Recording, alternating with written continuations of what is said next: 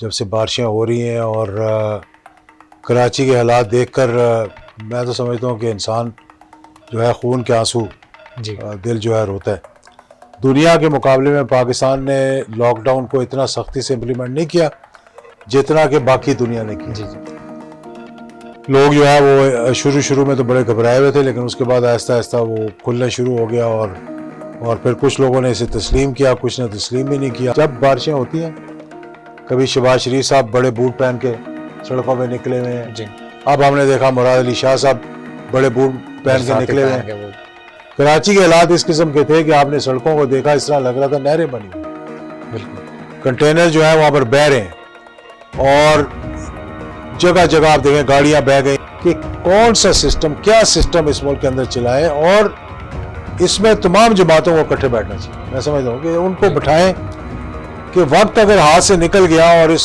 میں پھر ہماری جمہوریت اگر ڈیریل ہوگی۔ بسم اللہ الرحمن الرحیم۔ السلام علیکم ناظرین، آواز حق میں خوش آمدید۔ ناظرین، جب کرونا وائرس آیا تو ان دنوں میں جتنے بھی پاکستان کے صوبے ہیں تو سب سے بہترین جو کارکردگی کا جو کہا جا رہا تھا وہ کہا جا رہا تھا سندھ کے وزیر اعلیٰ مراد علی شاہ صاحب کا۔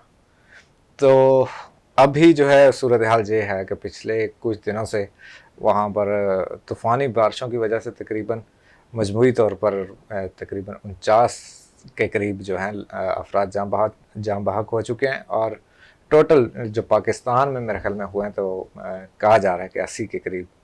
اور مراد علی شاہ صاحب نے سندھ کے بارے میں کہا ہے کہ 80 لوگ جو ہے جاں بحق ہو چکے ہیں۔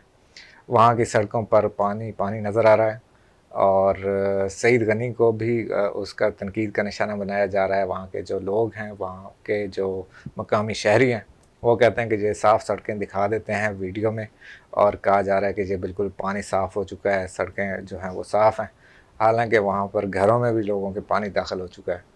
اور وفاق کی طرف سے دیکھا جا رہا ہے کہ وفاق کب اس کے اوپر کام کرے گا۔ وزیر اعظم عمران خان صاحب کو چاہیے تھا کہ وہ وہاں پر جاتے اور وہاں دورہ کرتے، کیونکہ جو کراچی ہے وہ پاکستان کا سب سے بڑا شہر ہے، اور وزیر اعظم عمران خان صاحب جو ہیں وہ پورے پاکستان کے وزیر اعظم ہیں۔ تو اس حوالے سے اعجاز الحق صاحب سے بھی آج اسی ٹاپک پر گفتگو کریں گے۔ اعجاز الحق صاحب، وزیر اعظم عمران خان صاحب کو یعنی ابھی تک نہیں گئے وہاں پر کراچی میں، اتنا شدید یعنی بارشوں کے بعد وہاں کا جو پانی ہے وہ لوگوں کے گھروں میں داخل ہو چکا ہے، نقصان بھی ہو رہے ہیں، لوگ جاں بحق بھی ہو رہے ہیں۔ وزیر اعظم عمران خان صاحب ابھی تک نہیں گئے وہاں پر۔ بسم اللہ الرحمن الرحیم۔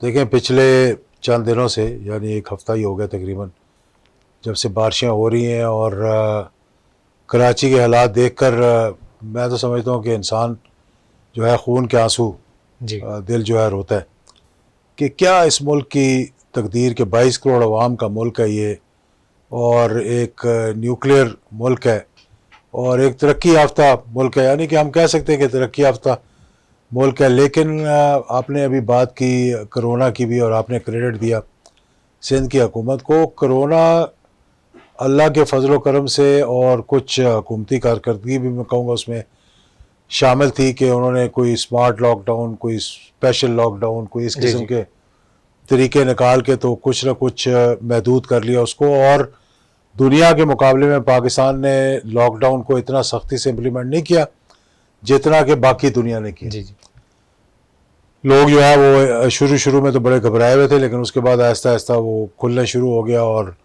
اور پھر کچھ لوگوں نے اسے تسلیم کیا، کچھ نے تسلیم بھی نہیں کیا۔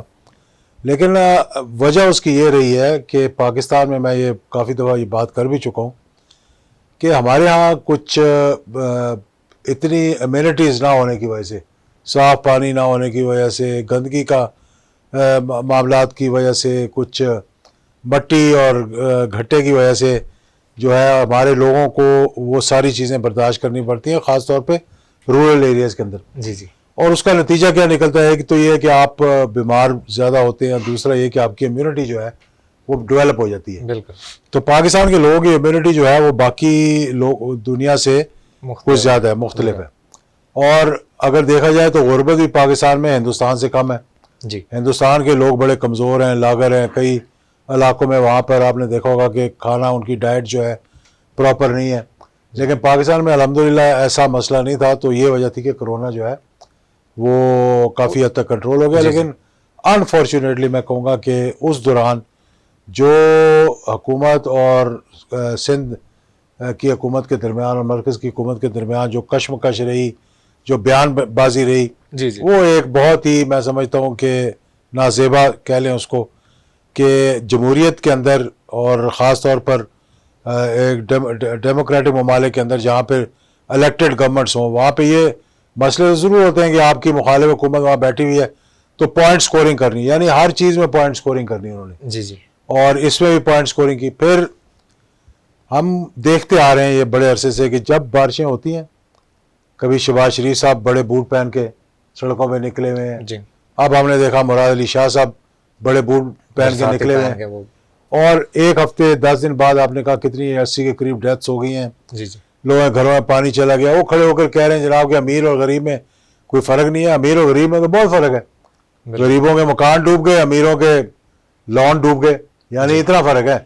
میں نے نہیں دیکھا کہ کوئی ڈیفینس کے اندر ایسے گھر ہوں جو کہ بالکل ہی پانی کے اندر ڈوب گئے ہوں، کیونکہ ان کی کنسٹرکشن بھی اچھی ہے اور وہاں پر امینٹیز بھی اچھی ہیں، اور اس کے بعد نکاسی بھی تھوڑی بہت ہے جتنی ہونی چاہیے.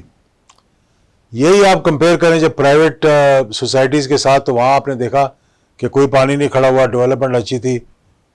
کراچی کا بیریا ٹاؤن میں نام بھی لے دیتا ہوں، حالانکہ اس کے اندر بہت سے فلاز بھی ہیں کہ جس طریقے سے اس کو بنایا گیا، جس طریقے سے وہاں پہ کرپشن سامنے آئی، جس طریقے سے لوگوں کی زمینوں پہ قبضہ کیا گیا، لیکن وہاں پر آپ نے دیکھا کہ نکاسی بہترین تھی. تو اس لیے جتنی مرضی بارش ہوئی ہو، سڑکیں صاف ہو گئیں، اور جو انہوں نے ڈیم بنائے تھے پانی کو ریسٹور کرنے کے لیے، وہاں پر پانی جمع ہو گیا، اور آئندہ 1 سال تقریباً وہاں پہ پانی کی قلت نہیں ہوگی، کمی نہیں ہوگی. کراچی کے حالات اس قسم کے تھے کہ آپ نے سڑکوں کو دیکھا، اس طرح لگ رہا تھا نہریں بنی ہوئی، بالکل کنٹینر جو ہیں وہاں پر بہہ رہے ہیں، اور جگہ جگہ آپ دیکھیں گاڑیاں بہہ گئیں، اور جس طریقے سے وہاں پہ باریاں پھیل رہی ہیں، اور جس طریقے سے وہاں سڑکیں ٹوٹ گئی ہیں. میں سمجھتا ہوں کہ یہ سندھ حکومت کو وجہ اس کی یہ ہے کہ آپس میں ایک تو لوکل باڈی سسٹم ہمارے ہاں کسی حکومت کو پسند نہیں ہے. ٹھیک ہے. کسی حکومت نے سوائے مارشل لاز کے علاوہ میں نے دیکھا کسی حکومت نے دل سے لوکل باڈیز کے الیکشنز کروائے ہو. یہاں تک کہ اس کو چلنے نہیں دیتے لوکل باڈیز کو. مشرف کے زمانے میں بہترین سسٹم سامنے لے کر آئے تھے، ڈیولوشن کی اختیارات جو ہے وہ ڈسٹرکٹس کو دے دیے، اور اس کے بعد ڈویژنس کو دے دیے، اور پھر یہ ہوا کہ اس وقت کے چیف منسٹر کو وہ بات پسند نہیں آئی، پرویز الہی صاحب کو، اور انہوں نے کہا جناب کہ یہ جو پولیس ریفارمز ہیں یہ ٹھیک نہیں ہے، کیونکہ پولیس جو ہے وہ متحد ہو جائے گی ناظموں کے، اور میرے اختیارات کم ہو جائیں گے، تو میں ان کی تبدیلی وغیرہ اس طرح نہیں کر سکوں گا. اور پھر انہوں نے کہا کہ اس سسٹم کو چینج کر دیا تھوڑا بہت، اور لوکل باڈیز کو ختم کر دیا. اب موجودہ حکومت آئی تھی، مجھے معلوم ہے کہ تقریباً پنجاب کے 36 کے قریب ڈسٹرکٹس ہیں، اور 26-27 ایسے تھے چیئرمین تھے جن کا مجھے پتہ ہے کہ وہ مکمل تعاون کرنے کے لیے حکومت کے ساتھ تیار تھے، یہاں تک کہ وہ افیلیشن کے لیے بھی تیار تھے. لیکن نہیں، لوکل باڈیز کو توڑ دیا اور ان کو ختم کر دیا. اور چاہے فلڈز آئے، چاہے ارتھ کوئک آئے، جب آپ کا گراؤنڈ لیول پہ سسٹم انفراسٹرکچر ہی نہیں ہوگا تو پھر آپ نئی نئی تدبیریں کریں گے. کبھی آپ ٹائیگر فورس بنانے کی کوشش کریں گے، کبھی آپ فیڈرل سیکورٹی فورس بنانے کی کوشش کریں گے، تو حالات کو پھر خرابی کی طرف لے کر جاتے ہیں. اب سندھ کے اندر یہ ہے کہ لوکل باڈیز کو تو بالکل ہی ناکارہ کر دیا انہوں نے، حالانکہ وہاں پہ سسٹم ایگزسٹ کر رہا ہے، انہوں نے ڈیزالو نہیں کیا لوکل باڈیز کو. مسئلہ کیا ہے کہ local bodies M Q M کی ہے اور حکومت جو ہے وہ پیپلز پارٹی کی ہے. پہلے یہ ہوتا تھا کہ حکومت اگر پیپلز پارٹی کی ہوتی تو ایم کیو ایم اتنی اسٹرانگ ہوتی تھی کہ لوکل باڈیز کے ذریعے وہ انہوں نے اپنا میئر بھی بنانا اور بھتے بھی لینے. اب اس زمانے میں یہ تھا جب الطاف حسین صاحب کراچی کے ماشاءاللہ لندن میں بیٹھ کے کنٹرول کر رہے تھے اور بھتہ خوری ہو رہی تھی، لوگوں کو اغوا کیا جا رہا تھا، تاوان لیا جا رہا تھا. تو اب کیا کیا ہے کہ انہوں نے اس کو کنورٹ کر دیا، پیپلز پارٹی نے، وہ اب بھتے لے رہے ہیں حکومت کے ذریعے. یعنی اس حکومت کا سارا پیسہ ایجوکیشن کا، ہیلتھ کا، جو لوکل باڈیز پہ خرچ کرنا چاہیے تھا، جو ڈیولپمنٹ کے لیے خرچ کرنا چاہیے تھا، اس میں آپ نے دیکھا کیسے اکاؤنٹ نکلے. کوئی فلودے والے کا اکاؤنٹ ہے، کوئی نائی کا اکاؤنٹ ہے، کوئی دھوبی کا اکاؤنٹ ہے. وہ پیسہ کہاں سے آیا؟ ٹھیکے بھی ان لوگوں کو دیے جن سے کمیشن لی، تو پھر وہ کس طرح سے کام پورا کریں گے؟ بالکل. جب آپ کمیشن لے کے ٹھیکے دیں گے تو اس کو تو پتہ ہے کہ میں نے تو اس کے منہ میں ہڈی ڈال دی، ابھی تو اس نے مجھے کچھ کہنا ہی نہیں ہے. بالکل. یہ وجہ ہے کہ نہ وہاں پر جب ڈیولپمنٹ ہوتی ہے، جب وہاں پر تجاوزات ہوتی ہیں، ان کو کیوں نہیں روکا جاتا کہ وہاں پر اس کے خلاف بھتے لیے جاتے ہیں. اور بھتے لیے جاتے ہیں. اب وہاں پہ اسٹیٹمنٹس کس کی آ رہی ہیں؟ بلاول بھٹو زرداری. اس کا سندھ حکومت سے کیا تعلق ہے؟ ایک ایم این اے ہے وہ. بالکل. ٹھیک ہے نا، پارٹی کا چیئرمین ہے. ٹھیک ہے، کوئی بات نہیں، پارٹی کا چیئرمین ہوگا. اس کے والد صاحب ہیں ماشاءاللہ، اس کی پھوپھی ہیں. یہاں بھی جب وہ صدر تھے اور حکومت پیپلز پارٹی کی تھی، الحمدللہ ساری ڈیلز جو تھیں وہ بلاول ہاؤس اسلام آباد میں بیٹھ کر ہوتی تھی، اور اب سی ایم ہاؤس کراچی میں ہو رہی ہے. تو ان چیزوں کو روکنے کے لیے پھر آپ کہتے ہیں کہ جی جمہوریت کے لوگ خلاف بات کر رہے ہیں، جمہوریت کے خلاف سازش کر رہے ہیں. جب آپ ڈیلیور نہیں کریں گے لوگوں کو، بالکل. جب آپ لوگوں کو ڈبو دیں گے، جب آپ لوگوں کو وسائل نہیں دیں گے، تو پھر آپ کیسے ایکسپیکٹ کر رہے ہیں کہ آپ کو لوگ کہیں کہ جی بڑی اچھی حکومت چل رہی ہے؟ اور پھر اب جو کرپشن بھی ہے اس کو بھی اتنا وہ ٹیکنیکل انہوں نے کر دیا ہے کہ وائٹ کالر کرائم کے اس کو پکڑنے بڑا مشکل ہو جاتا ہے. جی. اور پھر جب پکڑنے تک پہنچتے ہیں تو پھر این آر او ہو جاتے ہیں. ہر شخص اس ملک کے مطلب کہ چاہے وہ فوجی حکمران تھے، میں معذرت کے ساتھ یہ بات کہہ رہا ہوں کہ مشرف کے زمانے میں این آر او ہوا، بدترین میں سمجھتا ہوں کہ کالک مال دی گئی ہماری آنے والی نسلوں کے منہ پر، کہ جنہوں نے اس ملک کا پیسہ لوٹا تھا، چوری کی تھی، جو پکڑے گئے تھے، ان کو آپ نے این آر او کر دیا. کیا کہ امریکہ کا دباؤ ہے؟ امریکہ کا دباؤ ہے تو امریکہ کیا کہہ رہا ہے؟ امریکہ یہ کہہ رہا ہے جی کہ اگر آپ آئندہ 5 سال کے لیے صدر رہنا چاہتے ہیں بغیر وردی کے، تو آپ پھر یہ این آر او کریں. اور پھر ابو دھابی کے اندر میٹنگز ہوتی ہیں تیسرے ملکوں کے اندر جا کر، اور اب تو کونڈلیسا رائس نے اپنی کتاب میں بھی لکھ دیا، آپ نے دیکھا وہ سارا. تو اس ملک کی بڑی بدقسمتی ہے کہ نہ یہاں پر اکاؤنٹیبلٹی صحیح ہو رہی ہے، نہ یہاں پر حکمرانی صحیح ہو رہی ہے. اور اگر کوئی حکمران چاہتا بھی ہے ڈیلیور کرنا تو سسٹم اتنا آڑے آ جاتا ہے اس کے، بالکل، کہ وہ بیچارہ بے بس ہو کر اور بند کے رہ جاتے ہیں. ابھی آپ نے دیکھا ہوگا حال ہی میں عمران خان صاحب کا انٹرویو آیا جس میں انہوں نے کہا کہ ایلیٹ جو ہے وہ مافیا ہے اس ملک کے اندر، اور اس ایلیٹ کو ختم کرنا ایک طبقہ ہے.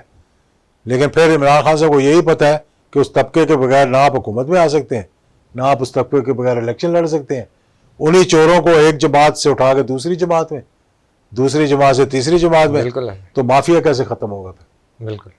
اور وہ جب ایک لیڈر کو اللہ تعالیٰ موقع دیتا ہے اور اس کو یہ اللہ تعالیٰ ایک چانس دیتا ہے کہ آپ آئیں اور آپ آ کر اس ملک کی حکمرانی کریں، یا آپ کو ایک موقع ملتا ہے جہاں کہ عوام آپ کے پیچھے لگتی ہے، تو وہاں پر آپ کو چاہیے کہ پھر آپ ان لوگوں کو سامنے لے کر آئیں جو کہ صاف ستھرے لوگ ہیں.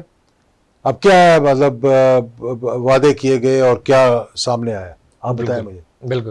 کہ کوئی نئے لوگ سامنے آئے، یا کوئی ایسے لوگ آئے جو صاف ستھرے ہیں، یا کوئی ایسے لوگ آئے جو کہ ڈیلیور کرنا چاہتے ہیں. بالکل. تو ان چیزوں کو سامنے رکھتے ہوئے میں کہوں گا حیات صاحب کہ ہمیں ایک غور کرنا چاہیے کہ کون سا سسٹم، کیا سسٹم اس ملک کے اندر چلائیں، اور اس میں تمام جماعتوں کو اکٹھے بیٹھنا چاہیے. میں سمجھتا ہوں کہ ان کو بٹھائیں کہ وقت اگر ہاتھ سے نکل گیا اور اس میں پھر ہماری جمہوریت اگر ڈیریل ہوگی خدا نخواستہ اور ہم ڈیلیور نہ کر سکے، تو اب دنیا کے اور پاکستان کے جو حالات ہیں اس کرونا کے بعد، کہ ہم نہ تو سینکشنز کو برداشت کر سکتے ہیں.